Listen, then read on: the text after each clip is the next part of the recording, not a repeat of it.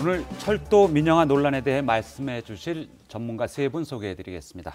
철도와 교통 문제 전문가죠. 한국교통연구원 임삼진 선임연구위원 나와주셨습니다. 안녕하십니까? 예, 안녕하십니까?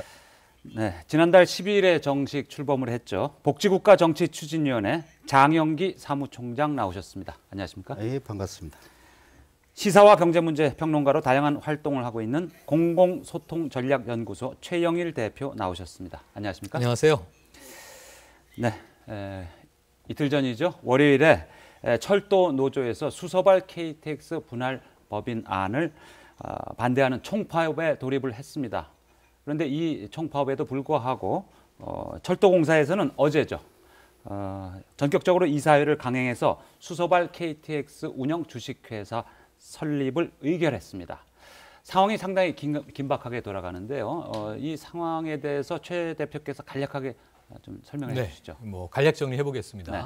말씀하신 대로 지난 9일 월요일에 철도노조는 총파업에 돌입을 했습니다. 일단 한 일주일여 전에 예고는 돼 있었던 총파업이고요. 그럼 이슈가 있겠죠. 그 이슈가 바로 철도 민영화 결사 저지 투쟁, 이렇게 이제 구호가 걸려 있습니다. 그 내용이 무엇이냐면 말씀하신 대로 어제 10일에 코레일 이사회가 임시이사회가 열렸는데요. 12명의 이사가 참석해서 만장일치로 의결한 결의안이 있습니다. 그것이 바로 수서 고속철도 주식회사 설립 및 출자에 관한 내용입니다. 그래서 이것이 과연 민영화냐 아니냐, 제2철도공사라고도 불리고요. 어쨌든 현재 코레일이 자회사를 새로 설립해서 수서발로 이제 KTX가 다니는 새로운 노선을 2015년부터 가동하게 되는데, 그것을 위한 이제 관리 주식회사를 새로 설립을 하는 것입니다. 네. 근데 여기서 이제 주식회사라고 하는 측면에서는 향후에 이 지분이 민간으로 넘어가게 되면 결국 민영화가 아니냐, 이것을 이제 우려하는 노조와 시민단체들이 민영화 저지, 이렇게 네. 이제 구호를 걸고 있는 것이고요. 반면에 이제 오늘 아침 뉴스를 보니까 현오석 경제부총리는 절대로 민영화가 아니다. 네. 그리고 이전에 이미 서승환 국토교통부 장관도 민영화를 하지 않는다, 네. 민영화를 하지 않겠다고 하는 제도적 장치를 이미 걸고 있다. 네. 여러 번 이제 거듭 호소하면서 파업을 풀 것을 지금 요구하고 있습니다. 네. 반면에 코레일은 이제 파업에 참여한 전원, 지금 현재 시점 1차, 2차에 거쳐서 5,900명이 넘는 직원들을 직위 해제한 바 있고요. 네. 파업을 주도한 187명은 경찰이 이제 곧 조사에 들어간다고 하는 보도가 전원이 되고 있습니다. 네.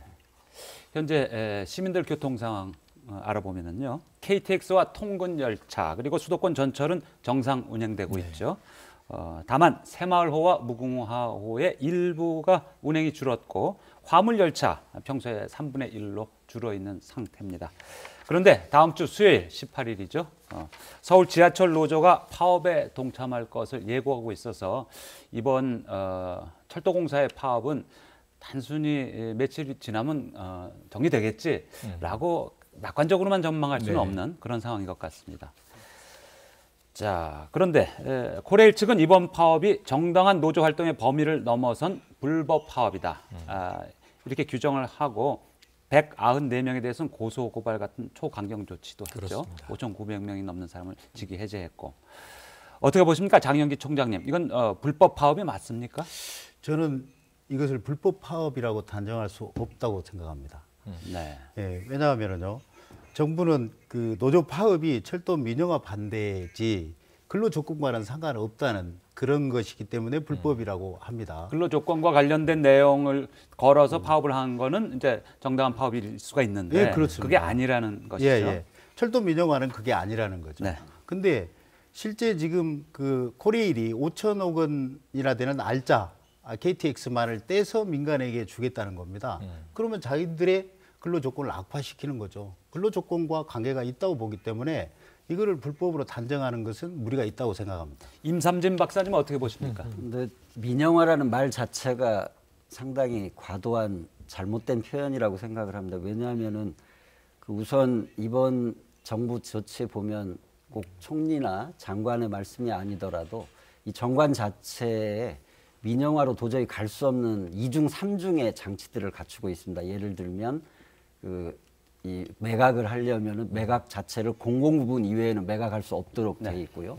또 매각을 하기 위해서는 이사회 의결을 해야 되는데 3분의 2 출석에 5분의 4가 찬성해야 가능하거든요. 즉 코레일의 찬성이 없이는 어떤 매각도 불가능하게 돼 있습니다. 그렇기 때문에 민영화라고 하는 것은 노동조합이 일종의 국민들을 이렇게 투쟁의 그 정당성을 확보하기 그러니까 위해서 지금 내걸기 위한 코레일과 것이지. 정부 측은 그렇게 네. 강조를 하고 있는데 예. 그래서 예. 파업은 불법 파업이다. 예, 이렇게 부당한 보시는 거죠. 파업이라고 봅니다. 예. 네. 그런데 철도 노조는 왜 총파업까지 강행을 했을까요? 그 방금 철도 말씀하신 노조는 이어지는 얘기인데. 그 주식회사 네. 있지 않습니까? 지금 설립하려고 하는 예, 주식회사. 회사가 주식회사입니다. 주식회사는 상법상의 분명한 민간 회사입니다. 예.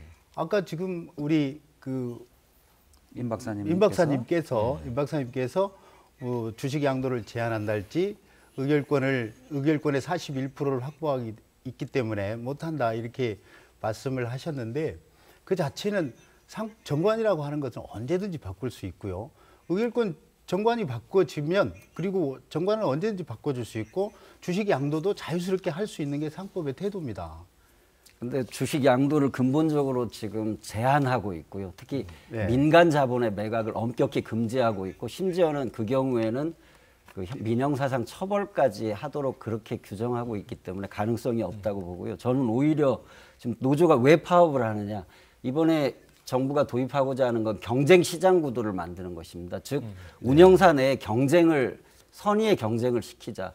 그럼 경쟁 구도가 등장을 하면 효율화 압력이 증대되게 됩니다. 효율화를 하게 되면 당연히 생산성 증대를 해야 되고 구조조정의 압력에 시달리게 될 것입니다. 노조로서는 당연히 그에 따라서 고용 안정성이 감소하기 때문에 어떤 면에서 이번에 우리 공기업 개혁이나 정부가 추진하고자 하는 그 부분에 대한 저는 방어로, 즉 공기업 경영에 대한 오히려 저지를 위해서 노조가 싸우는 것이지, 그러니까 오히려 즉 효율화 압력에 대한 저는 저항이지 예. 그런 부분으로 해석을 해야지 이게 뭐 국민들의 이익을 위한 싸움이다라고 보기는 어렵다는 자, 거죠. 그러니까 정부와 코레일 측은 네. 자, 새로운 회사를 만들지만 이것은 민간 회사가 아니고 어디까지나 코레일이 41% 주식을 갖고 연기금이 59%를 그렇습니다. 갖는 회사이니까 사실상의 제2공사죠. 사실상의 제2공기업 예. 코레일이고 그리고 나머지 59%를 언제든지 팔 수 있는 거 아니냐 그런 네. 걱정이 돼요. 정관을 고쳐서라도.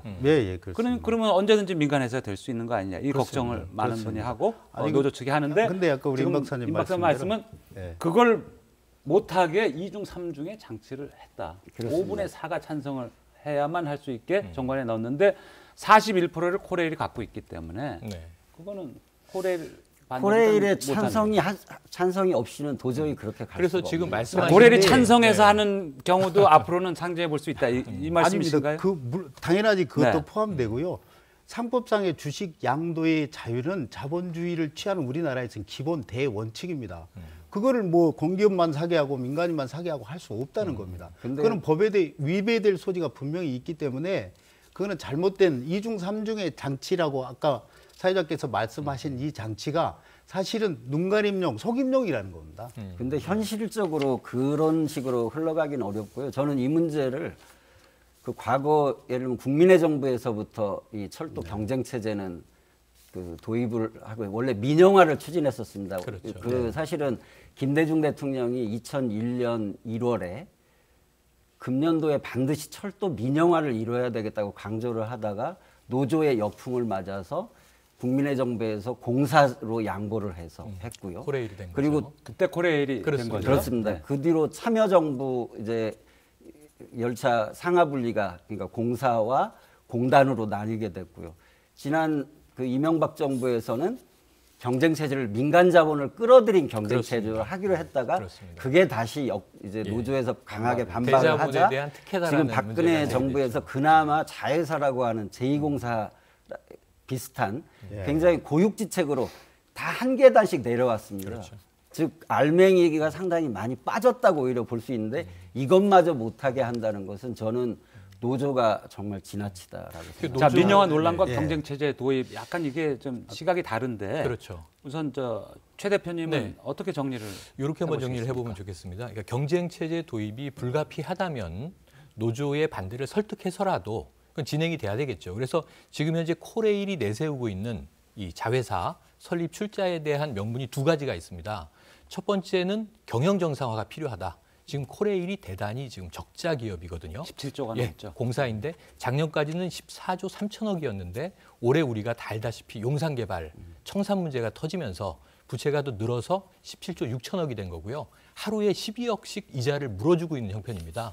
그다음 굉장히 막대한 적자를 끌어안고 있는 공사인 코레일이 지금 첫 번째는 경영 정상화를 내걸었다. 아까 임 박사님이 말씀하신 그 효율화 압박, 그 옳으신 말씀입니다. 근데 이것을 지금 또 장 총장님이 말씀하신 대로 노조는 향후의 근로 조건에 대한 불안정으로 받아들이는 게 또 사실이죠. 그건 솔직하게 우리가 인정하면 될 것 같고요. 타협점을 찾아야 되는 것인데 두 번째는 이 경쟁 체제 도입이라고 하는 것이 서비스의 품질을 높인다라고 이야기를 하는 겁니다. 코레일은. 근데 첫 번째인 경영 정상화를 하기 위해선 적자를 줄이기 위해선 수익을 많이 내야 되겠죠. 그 상황에서 서비스 품질 개선은 또 비용이 투자될 수 있는 여건입니다. 그래서 어떻게 그러면 경쟁 체제를 도입했을 때 이것이 정말 수익화가 될 것인지를 민영화가 아닌 방식으로 쉽게 생각하면 제1철도공사인 코레일과 그 자회사인 제2철도공사 지금 수서 이 새로 고속철도 지금 주식회사가 의결한, 네. 경쟁 체제라는 겁니다. 그러면 모기업과 자기업이 서로 경쟁을 하라는 이야기거든요. 근데 이것이 지금 경쟁 체제라고 보는 관점도 있고 아니다라고 하는 관점도 있는데 보는 관점은 간접적으로 경쟁을 한다. 수서발 KTX도 타보고 서울역발 KTX도 타보면 누구나 시민들이 품질 차이를 느끼면 압박을 할 거 아니냐, 좋은 거 탈 거 아니냐 이 측면을 하나 얘기하고요. 그럼에도 불구하고 근본적으로는 이건 직접적인 경쟁 체제가 아니다. 왜냐하면 강남 주민들은 이제 수서 가서 탈 것이고 강북 주민들은 서울역 가서 탈 것이다. 그래서 이거 다르다, 서로 다른 것인데 문제는 이 자회사를 설립함으로써 모기업인 코레일이 더 많은 적자가 늘어날 전망이라는 거죠. 사실은 그러니까 효율성을 통해서 이게 적자 경영을 흑자로 전환하면 좋은데 그 전망이 더 어두워지는 이 일을 왜 했을까? 그러니까 지금 우리가 오늘 민영화냐 아니냐도 이야기를 하지만 사실은 그 이전에 이 수서발 KTX, 수서 고속철도 주식회사를 왜 만들어야만 했는가? 이것을 우리가 풀어낼 수 있다면 거기에 대한 정부와 코레일과 노조의 이해가 조정될 수 있는 교점을 찾을 수 있다고 장영기 총장님 봅니다. 어떻게 보십니까? 저는 이제 아까 우리 임 박사님 말씀하신데 국민의 정부, 뭐 참여정부 하에서도 철도 민영화를 시작하셨다, 네. 시작되었다 이 말씀에 저도 공감합니다. 그런데 김대중 정부 시절에는 그때는 신자유주의, 시장 우선주의가 아주 횡행하던 시절이었습니다. 그리고 IMF 시기였고요. 그때는 어쩔 수 없이 그런 그 신자유주의 세계화 물결에 의해서 철도 상하분리 그거가 시작되고 노무현 정부 때 또 똑같습니다. 그분들이 이제 어쨌든 시장 우선주의를 신봉하고 그 일부 받아들이고 원정적 신자유주의자들이었죠. 그분들도 이런 상하 분리한 거에 대해서는 저는 잘했다고 보지 않습니다. 결코 잘못. 근데 그거는 신자유주의 때문이 아니고요. 그거는 적자가 워낙 심하고요. 그 적자라는 것은 결국에 국민 몫입니다. 아니, 그러니까 근데, 저희가 착각하지 말아야 될 거는 시장의 코레일이 존재야만이- 적자가 심해지고 있구나. 적자 심한가 보다. 천만의 말씀이죠. 그게 곧 국민의 부담입니다. 세금으로 당연한 그게 그러니까 다 국민의 세금으로 부담이죠. 돌아옵니다. 예. 그리고 근데 철도 그게- 부분에서 중요한 것은 이제 17조 6천억이 공사가 지고 있고요.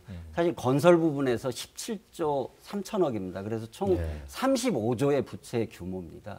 네, 그 온전한 그 부분으로 인한 부담은 결국에 국민들에게 이미 돌아왔거나 아니면 돌아올 가능성을 그렇죠. 시한폭탄과 같이 가지고 있습니다. 그런데 그걸 지금 2004년 이후에 거의 수년간 7, 8년 동안을 저희가 지켜봐왔지 않습니까? 네. 근데 그 사이에 부채 비율이 불과 60%대에 머물던 기업이 지금 부채 비율이 435%까지 증대한 상태거든요. 임삼진 박사님. 예. 그러면 근데, 민영화나 별도법인을 설립하지 않고 지금 코레일 체제 안에서 경영을 더 잘하고 개선하겠다. 개선을 하고 조직을 좀 더 효율화하고 이렇게 해서 해결할 수 있는 방법은 없다고 보는 겁니까? 늘 그걸 기대해 왔죠. 네. 그러나 너무 오랜 시간 동안 코레일이 저는 그 기회를 잃어왔다고 보고요. 그리고 세계적으로 어떤 나라도 단일 체제 하에서 단일 운영 회사 체제 하에서 그걸 이룬 나라는 없습니다. 독점 기업은 독점은 즉 그렇게 그걸 이제 힘들다. 뭐 예. 흔히 경제학 용어에서는 경쟁 가능한 시장 여건이라고 부릅니다. 경쟁 가능하지 않으면 그 속에서는 끊임없이 독점의 폐해가 나타나게 되고 그것은 대표적으로는 적자와 서비스의 질 저하로 나타나게. 장영기 총장님은 네. 어떻게 보십니까? 저는 지금 아까 그렇다면 제가 되묻고 싶은 게 뭐냐면 예. 도대체 왜 그러면 가장 돈 되는 것만 꺼내서 주식회사한테 넘기는 겁니까? 방만한 경영을 적자를 해소하려면 그런 돈 되는 회사는 오히려 코레일이 가지고 있어야 예. 되는 거 아닌가요? 코레일에 주면 안 되는 이유가요. 당장에 지금 이번 수서발 KTX는 요금이 벌써 10% 인하된 걸 전제로 하고 있습니다. 기존 우리 서울역발 그 KTX에 비해서. 아니 근데 그다음에 그거는 선로 사용료. 네. 굉장히 중요한 게 선로 사용료인데 현재 코레일이나 그 철도를 이용하는 회사는 열차 선로를 사용해야 돼 사용료를 내게 돼 그렇죠. 있거든요. 근데 지금 수서발 KTX 구간은 영업의 50%를 선로 사용료로 그 회수할 계획을 가지고 있습니다. 그래야 아까 말씀드렸던 이 35조 원에 달하는 부채를 줄여 나가고 국민 부담을 줄일 수 있기 때문인데 코레일은 네. 전혀 그 계획이 없습니다. 아니 5천억 원짜리를 주면서 2천억 원 받는 게 그거는 뭐 효율적인 건 아니죠. 아니, 그렇지 않습니까? 5천억 원짜리 그거는 아니고요. 아니 그리고 어떻게 당장 선로 10%라는 사용료 게 예. 그럼 임 박사님 예. 아까 그 서울역에서 출발하는 것보다 10% 요금을 낮게 받는다고 하는데 이건 어디에 근거하신 말씀이십니까? 아니 지금 그 이미 네. 그러니까 교통연구원에서 연구한 아니 결과 그렇지 아닌가요? 않고 네. 지금 이미 그 계획에 의해서 자회사가 설립을 한 겁니다. 자, 지금 아니, 그러니까- 코레일 예, 노조 측에서는요. 수서발 네. KTX가 이문을 남기는 게 아니라 손실이 그렇죠. 날 가능성이 높다. 네, 그러니까 그렇습니다. 천억 이상, 1,400억 뭐 이런 1,417억 이렇게 예상 나옵니다. 수치까지 네. 내놓고 아, 있는데 1,417억은요. 그로 인해서 코레일이 받게 되는 순손실. 할수 있는 연간 순손실이죠. 순손실. 네. 그런데 그것은 말 그대로 그냥 손님을 뺏기기만 하고 전혀 그 경영 혁신을 하지 않겠다라고 하는 그랬을 그랬을 경우에 경우를 전제로 하는 1,400억 거예요. 손실이 그렇죠. 난다는 그래서 그런데 지금 이제 임 박사님 말씀에서 제가 조금 이제 논리적 비약이 있다, 네. 설명이 필요하다라고 생각되는 부분이 아까 정부가 민영화 아니다 그랬어요. 네. 그러니까 우리도 지금 전제는 이제 임 의원님 말씀에서는 민영화가 아니다. 그러면은 민영화가 아니라면 이게 국유거나 혹은 공공 이 서비스 산업인 건데 그 안에서도 경쟁 체제는 도입한다. 제2 왜냐하면 공격을 독점은 만들어서 안 되니까. 경쟁을 예, 시킨다. 예, 그래서 그렇죠? 제1철도공사와 제1철도공사는 지분상 41% 여기가 홀딩스입니다. 네. 지주회사가 그렇습니다. 되는 지주회사죠. 거죠. 네. 그럼에도 불구하고 모기업과 자기업이 경쟁을 해라 이렇게 얘기를 지금 하는 거고요. 네. 그러면 이제 이 자회사가 잘하게 되는 경우에 지금 모기업이 또 혁신하지 않겠는가 하는 기대를 말씀 그렇습니다. 주시는 건데 예. 자회사 때문에 모회사는 안 그래도 적자 기업인데 적자가 계속 늘어나게 되는 구조를 만드는 거예요. 그럼 코레일 입장에서는 왜 출자하고 왜 이것을 띄어낼까요? 지금 아까 말씀하신 대로 5천억, 해마다 5천억의 매출이 이제 나가게 되는데 여기서 그로 인해 얻어지는 순손실이 1,417억이고요. 그럼 이 자회사를 만들므로써 플러스 요인도 있을 거 아닙니까? 연간 119억의 수익이 생깁니다.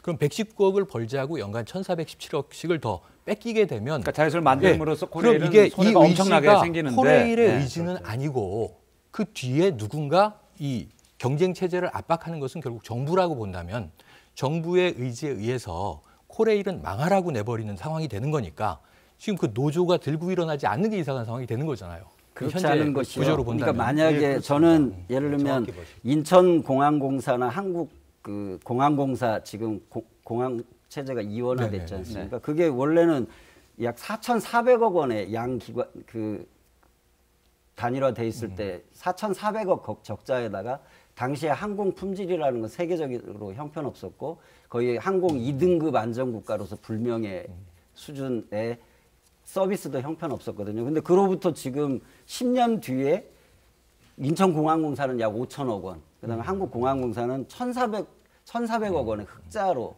전환을 했거든요. 선의의 경쟁은 심지어 같은 사실상 국가 기업이라고 할 수 있는 곳에서도 일어날 수 있는 것입니다. 이건 서울 메트로나 서울 도시철도공사 9호선에서도 동일하게 나타나고 있어요. 예를 들면 서울 메트로의 경우 지금 킬로미터당 직원 수가 74.6명입니다. 근데 9호선의 경우 21명이 운행하고 있어요. 동일한 구간에. 제가 이 말씀을 드리는 것은 예를 들면 경쟁이 안 일어날 것 같지만 자회사가 일단 설립이 되고 나면 끊임없이 내부의 경쟁이 있을 것입니다. 마치 현대자동차와 기아자동차의 경쟁이 있는 것과 마찬가지죠. 거기서 선의의 경쟁이 있을 수 있거든요.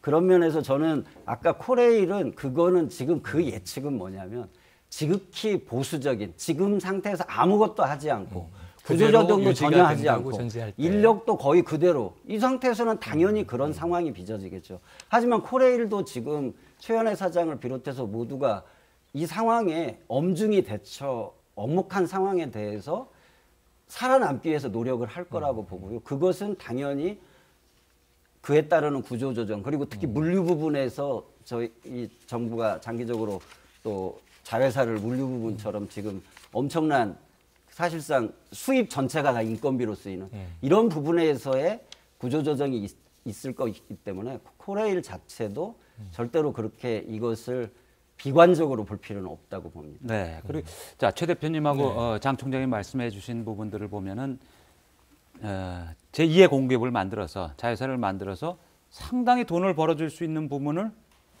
분리를 해버리면은 그 코레일이 얼마나 그렇지 않아도 적자인데 돈벌이 할 수 있는 걸 떼어내면 더 힘들어지지 않겠냐.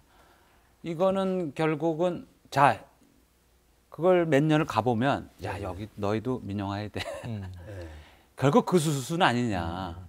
이런 의혹의 얘기를 그렇죠. 많이 하는데 그런데 근데 자체 개혁에 대한 의지는 하나도 안 보이고 있다는 지적도 있어요. 예를 들어서 방만한 경영이라든지 이런 철도 회사가 세계적으로 볼 때 인건비 비중이 48%나 되는 회사가 그렇죠. 전 세계에 어디 있습니까? 그렇습니다. 이런 부분에 대해서 제가 임 인건비 박사님께서 비중 좀 인건비 설명해 비중 주시죠. 말씀을 드리자면 그러니까 예를 들면 지금 경쟁 체제 자체가 문제가 있는 것처럼 말하는 것은 저는 상당한 모순이다. 왜냐하면은 OECD 자체가 OECD 국가 전체에 대해서 비경쟁 부분, 즉 건설 부분의 경우에는 경쟁하지 않되 운영 부분에 대해서는 철저히 경쟁하도록 하고 있고 세계 어느 나라 우리가 말할 수 있는 선진국 가운데 경쟁 체제 없는 나라는 거의 예외적인 국가를 제외하고는 없거든요. 그리고 경쟁 체제 도입의 효과를 거의 국민들이 많이 누려왔습니다. 왜냐하면 세계 어느 나라나 독점 체제 하에서는 우리와 거의 동일했어요. 제가 일본에서나 유럽에서 나온 이전의 경쟁 체제 도입 이전의 자료들을 보면 수치만 바꾸면 한국하고 똑같습니다. 현 상황하고. 근데 그 나라에서 예를 들면 유럽의 경우에도 독일의 경우에도 94년도에 5조 원 적자에서 2010년에 약 9조 원 흑자로 전환이 된 상태고요. 일본의 경우에는 85년 현재 30조 원 적자에서 2009년 현재 8조 6천억 흑자로 전환된 상태고 이런 사례는 너무너무 많고요. 지금 말씀하신 예를 들면 인건비 부분과 관련해서도요. 그 코레일이 약 그 48% 정도 지금 그렇게 인건비 비중이 높습니다. 즉 전체 수입 가운데 그 인건비 비중이 무려 48%나 되는데 그 엄청난 적자, 연평균 7,500억 원의 적자 가운데서도 꾸준히 임금을 5.5% 이상 연평균 올려왔어요. 다 방만 경영의 대표적인 사례라고 저는 생각을 하고요. 이게 인건비 비중이 다른 나라의 경우에는 프랑스가 굉장히 높은 편인데 39% 수준이고 대부분 20% 내외입니다. 그렇다면 그 부분에 있어서 분명히 고쳐 나가야 될 여지가 있다라고 봐야 되고요. 그다음에 유지 관리비, 유지 운영비도 그 보수 유지비 이 부분도 현재 수입의 20%를 쓰고 있어요.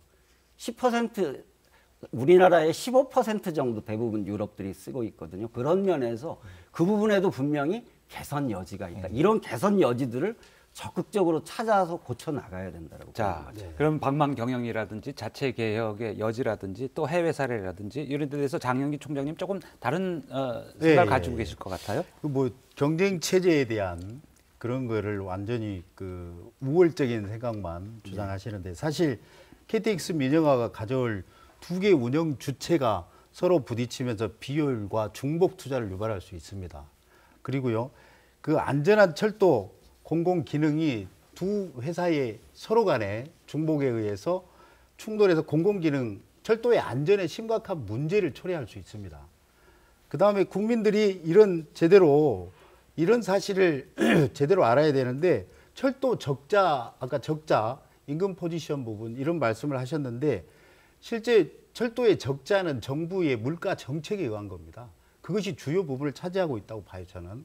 왜냐하면 정부는 그동안 원가 대비 요금 그 체계를 맞춘다면 물가 그 요금을 많이 올렸어야죠. 근데 자기들의 물가 정책에 의해서 철도 요금을 지속적으로 낮춰놨단 말이에요. 그리고 방만한 경영에 정부가 낙하산 인사를 지속적으로 내보냈습니다. 경찰 출신 서장들 계속 무슨 철도청장으로 보내고요.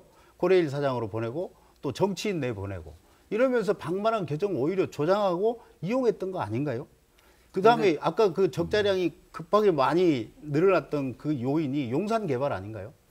근데 오히려 용산 개발은 적은 요인이고요. 누적 적자가 굉장히 크고 용산은 이제 마지막에 그걸 불꽃처럼 키워준 부분이고. 그러니까요. 사실상 제가 볼 때는 누적된 게 일상적인 적자폭이 결국 훨씬 그러면 문제죠. 민영화에서 잘 되는 부분 떼내서 예. 민영화 시키면 적자가 대폭 줄어드나요? 그 다음에 그것이 뭐 이게 적자가 해소되고 예. 그러지는 않지 않습니까? 말씀대로 제가 아까 말씀드렸듯이 거기서 효율성을 추구하게 되고 그에 따르는 경영 합리화나 또 방만 경영 부분을 정리하는 것, 또 특히 말씀대로 제가 낭비 요소가 있는 부분을 줄여나감으로써 코레일 자체도 장기적으로는 훨씬 이익을 보게 될 것입니다. 마치 우리가 칼기와 아시아나가 한국이 들어오려고 할 때 똑같은 지금 코레일 노조가 반대하는 동일한 논리였거든요. 하지만 네.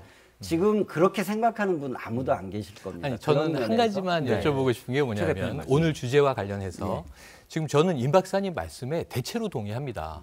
코레일이 문제가 있다라고 이미 처음에 얘기를 하고 시작을 했고 방만 경영이 있고요. 그다음에 적자가 엄청나게 누적됐고 이거 계속 눈덩이처럼 불어나는 것은 다 국민들 세금으로 돌아갈 이제 위험 요인들입니다. 개선해야죠. 공기업이어도 혁신해야 되고 민영기업이어도 혁신해야 되는데 아까 사례로 드신 정말 경쟁을 통해서 혁신하겠다. 적자 줄이고 국민들에게 이제 손 벌리지 않고 시민들의 발해 역할을 고품질 서비스로 하겠다라고 한다면 그럼 저는 정부가 민영화다 이렇게 선언을 하는 게 맞다고 보는 거예요. 아까 일본 사례, 그다음에 유럽 사례 다 민영화 사례입니다. 네. 철도를 국유화하고 있다가 이제 민간이 그 서비스를 하면서 민영화된 거거든요. 근데 문제는 오늘 아침 이 시점까지도 노조는 민영화 저지를 얘기하고 있는데 정부는 책임져야 될 장관, 총리 이런 분들이 민영화 아니다. 이렇게 설득을 하고 있단 말이죠. 그러다가 한 5년, 10년 후에 이게 민영화였다 그러면 지금 정부가 또 거짓말을 한 게 되는 게 아닙니까? 이게 어찌 보면 국민과 뭐 이제 근로자를 포함해서 정부가 계속 서로 불신을 쌓아가는 게임이라고 좀 보는 겁니다. 그래서 차라리 경영 합리화와 개선, 혁신이 필요하다. 그럼 민영화를 통해서 우리가 살려보자.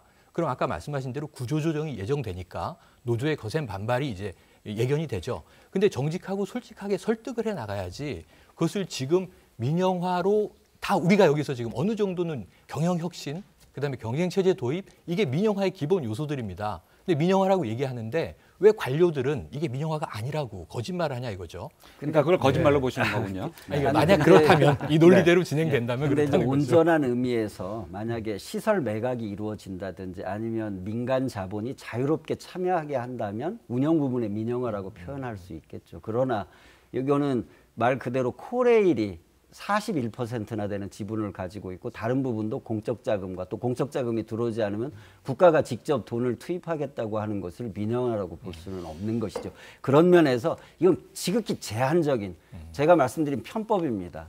그러니까 예를 들면 교통 전문가, 철도 전문가 20인 물어보면 그중에 어쩌다가 한 분 정도가 민영화를 반대하거나 노조 측과 유사한 입장입니다. 나머지 19명은 훨씬 더 강력하게. 지금보다 더 강력한 민영화를 민영화 조치를 해야 된다. 조치를 라는 주장하는 분들도 부분에 많다는 공감을 얘기죠. 하거든요. 그분들이 무슨 철도 노조를 뭐 미워한다든지 그렇죠. 특별히 무슨 그렇죠. 이념적인 색깔을 가지고 있는 게 저도 아니고 거기 동의합니다. 이대로는 안 된다. 왜냐하면 철도 산업 35조 원 부채에서 지금 아까 제가 말씀드렸던 코레일에서 지급하고 있는 선로 사용료로는 건설 부채의 이자의 22%밖에 안 되는 상황에서는 2020년에 코레일 부채가 20조 원이 되고 이런 상황들을 어떻게 가만두고 볼 수가 있느냐. 따라서 이거는 근본적인 개혁이 필요하다고 보는 것이죠. 자, 그러면 그러면 지금 정부 입장은 장총장. 민영화라고 말씀하시는 거네요. 민영화가 아니죠. 왜 아니죠?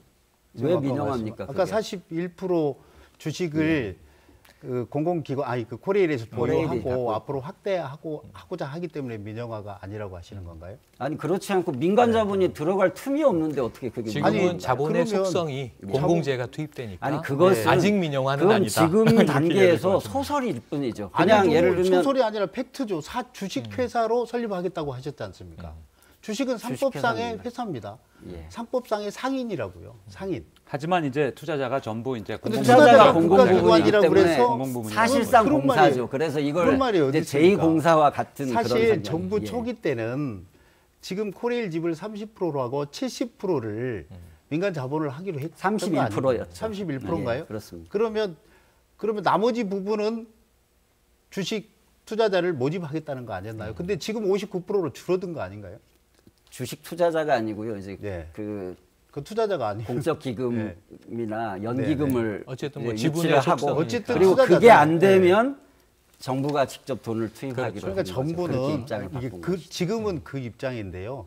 과거에는 그 비율이 아주 높았는데 노조가 이건 철도 민영화다 하고 근데 막으니까 그 비율을 점점 높였다 줄었던 해도 거 아닙니까? 비율을 실제. 높였다 해도 거기에 민간 자본을 끌어들이지 않는 걸 민영화라고 어느 경우에도 아니 그렇게 그러면 부르진 차라리 철도공사법을 제정해서 제2의 철도 공사를 세우면 되지 왜 주식회사를 설립합니까? 아니 그것은 좀 더 효율성 그리고 특히나 아웃소싱 그러니까 왜 이 수서발 KTX 주식회사가 선로 사용료를 50%나 되는 많은 돈을 내고도 살아남을 수 있냐면 비핵심 부분은 다 아웃소싱 하도록 하고 그러니까 지금 그리고, 결국 민영화를 예, 하게 그런 되면 영역에 의해서 고비용 제대로 구조, 말씀하셨는데 코레일의 고비용 구조를 줄여보자는 그렇죠. 뜻이거든요. 지금 말씀하신 게 그래서 민영화를 거기서 하면 모범을 보이면 코레일도 거기에 부응해서 따라올 수밖에 없지 않느냐. 그런 선의의 경쟁을 시키겠다는 그렇죠. 거죠. 그게 선의의 경쟁이라고 말씀하시는데 예. 제가 보기에는 정규직을 줄이고 아웃소싱해서 다 비정규직 양산하자는 거 아닙니까 지금? 그게 다 비정규직은 아니죠. 왜냐하면은 그것은 예를 들면 일부 부분. 그것이 만약에 경영 효율화의 목적 우리가 아닙니까? 매표 돈 되면 부분이라든지 우리 저기 그 비정규직으로 다 만들어서 짜내서 어차피 주주들의 이익에 봉사하는 게 주식회사 아닌가요? 근데 주주를 이제 공부분으로만 현재까지는 자본의 한다는 거죠. 속성은 공공이다. 아, 이 근데- 시작은 근데 제 향후에는 생각은- 이제 향후에 네. 대해서는 의심을 아니 하는 그거는 거죠. 아니, 추측일 뿐이고 막연한 의심이- 추측이지. 전혀 아닙니다. 예. 추측이 아니고요. 예.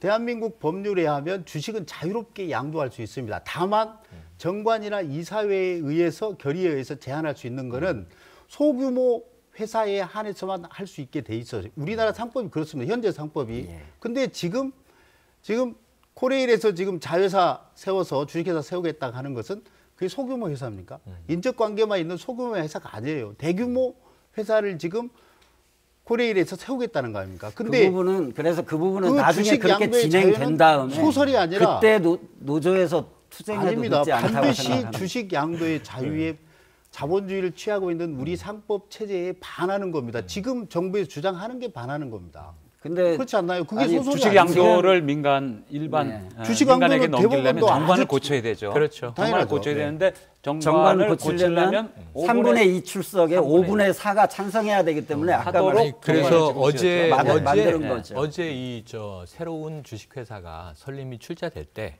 12분의 이사가 전원 참석해서 만장일치로 가결했잖아요. 네. 네, 네. 근데 이렇게 되지 말라는 법은 없기 때문에 그럼요. 말씀하신 대로 3분의 2 출석에 5분의 4 찬성이 지금 우리나라 의회 구조 같은 경우에는 거의 불가능에 가깝지만 또 일반 기업의 경우에는 이게 주식회사니까 네. 공기업이긴 합니다만 그래서 노조나 시민단체들이 지금은 자본의 속성이 공공이기 때문에 민영화 아니다. 현재는 어쨌든 나중에 뭐 몇 년 후에 그게 진행된다면 그때 투쟁해라. 그래도 늦지 않다 하는 이 논리적인 구도가 형성이 돼 있는 건데 네. 저는 그거보다 더 궁금한 게 이런 점이에요. 그러니까 철도 산업이라고 하는 것이 정부의 통제가 많습니다. 아까 이제 사무총장님 말씀하신 대로 요금 요금 통제부터. 상한제가 있어요. 예. 못 올리게 돼 있고 네. 법제화돼 사회복지적인 있고 측면이 강하니까요. 그리고 뭐 철도 이 산업에 대한 발전은 기본법에 묶여 있고 철도 사업법은 또 이제 허가제입니다. 그래서 네. 지금 이 제2 철도공사 이번에 설립되는 주식회사도 이 국토교통부에서 면허를 줘야 취역이 가능한 겁니다. 그렇습니다. 아직 2년 남아 있지만 이렇게 엄격하게 통제하는데 왜 그러냐? 버스 운수 사업이라든가 혹은 뭐 화물선 선박이라든가 항공도 지금 민영화돼 있죠. 우리나라는 여러 이제 저가 항공도 움직입니다.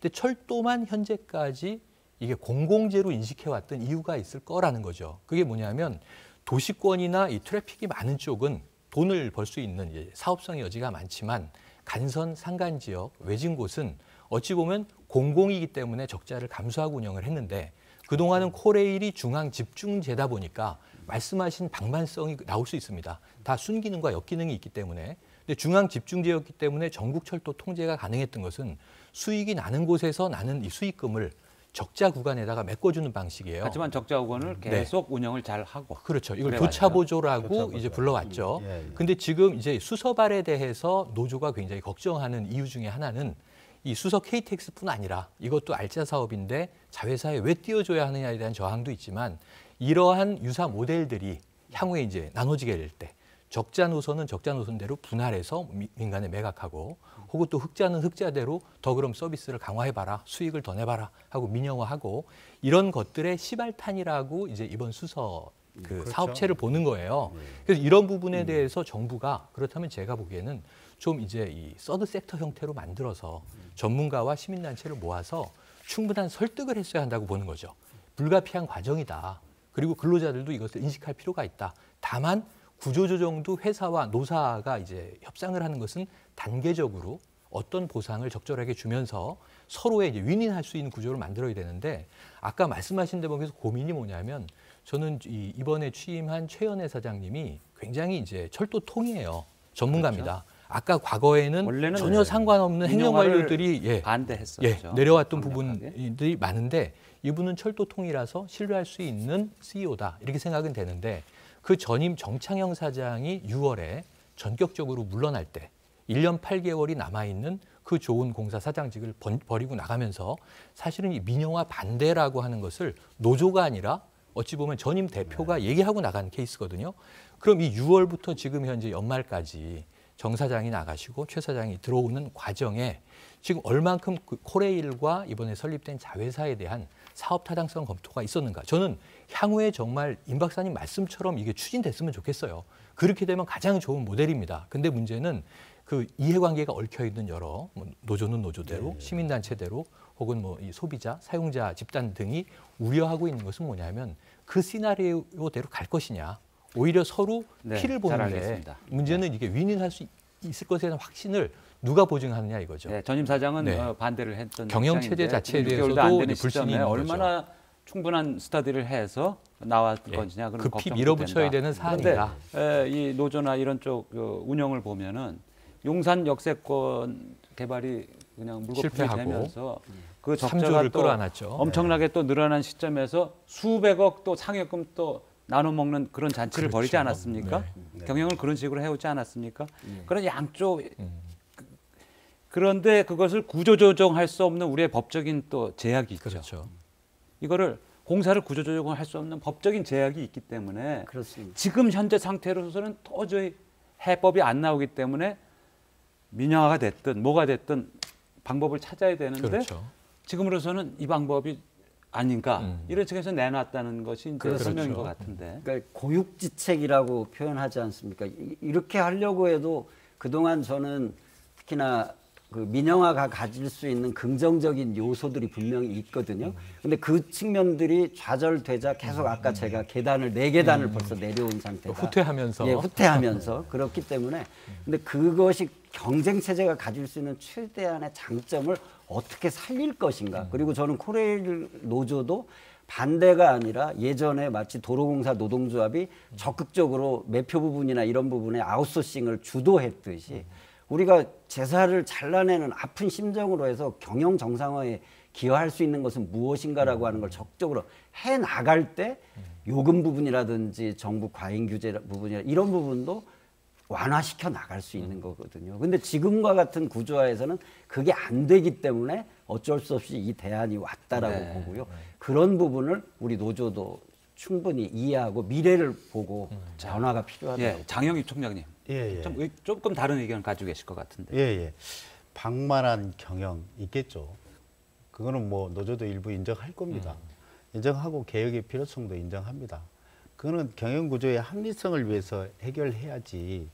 지금 말씀하신 것처럼 알짜 기업을 뽑아서 민간 기업에 추면서 그 논리로 되는 건 저는 전혀 타당하지 않다고 생각하고요.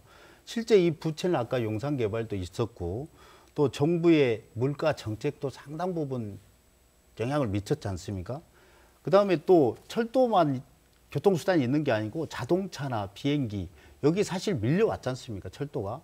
이제 철도가 조금 살아났습니다. 왜? 고속철이 와서 고속철 시대가 개막이 돼서 국민들이 많이 이용하니까 철도가 이제 좀 적자에서 벗어날 기회를 가지게 된 겁니다. 그 기회를 지금 그 구조 개선이나 이런 걸 통해서 코레일이 해야 되는데 그 기회를 알짜 기업을 다 민영화 시켜버리면 도대체 적자를 어디서 보전받으라는 겁니까? 저는 지금 제2철도공사니 철도 민영화 다른 그렇다면 차라리 손해나는 적자 노선의 민간 기업한테 주십시오. 그래서 살려내라. 경쟁을 살려내십시오. 적자 기업도 민영화할 계획이 좋은 것만 있습니다. 싹 민영화가 뜯어다가 아니라 가져갑니다. 그거는 이제 운영 경쟁 체제가 되면은요. 네. 최저 입찰금 보조제라 그래서 가장 적은 지금도 PSO라고 아까 공공 서비스 보조가 있거든요. 지금 제일 근데 그런 알짜 기업만 부분들을 주는 건 문제고요. 사실 그 민영화는 아까 지금 우리 임 박사님께서 말씀하셨는데 일본이나 간단히 영국 정리해 다 주시죠. 실패했습니다. 실패하고 우리 인천공항 철도도 실패해서 코레일이 가져갔지 않습니까? 근데 그 실패 사례를 네. 왜 전 세계가 다 성공하는 것처럼 그렇게 말씀하시면 네. 안 된다는 성공 얘기죠. 사례가 이 훨씬 문제는 많습니다. 지금 여기서 간단히 결론이 날 사안은 아닌 것 그렇죠. 같고요. 네. 이 오늘의 토론을 통해서 이걸 본 시청자 여러분들은 여러 가지 정리되는 부분도 있고 의혹이 이제 해소되는 부분도 있었을 것으로 생각합니다. 오늘 세 분 말씀 잘 들었습니다. 고맙습니다. 고맙습니다. 네, 철도 파업은 코레일의 적자 해결 방안을 둘러싼 갈등입니다. 현재의 조직으로 운영을 잘하면 되는 것인지 아니면 과감하게 메스를 대야 하는지. 그런데 KTX 별도법인의 추진은 공기업 개혁이라는 큰 틀 속에서 이루어지고 있는 일입니다. 마침 정부는 오늘 공기업 전반에 관한 개혁안을 발표했습니다. 국회에서 이에 대해서 면밀한 평가가 이루어지겠지만 자칫 공기업 노조들과 민노총이 정부의 전면전을 선포하게 되는 상황도 생각해 볼 수 있습니다. 이슈 인사이드, 내일은 공기업 개혁 전반에 관해서 심층적으로 짚어보겠습니다. 내일 오후 3시 10분에 다시 뵙겠습니다.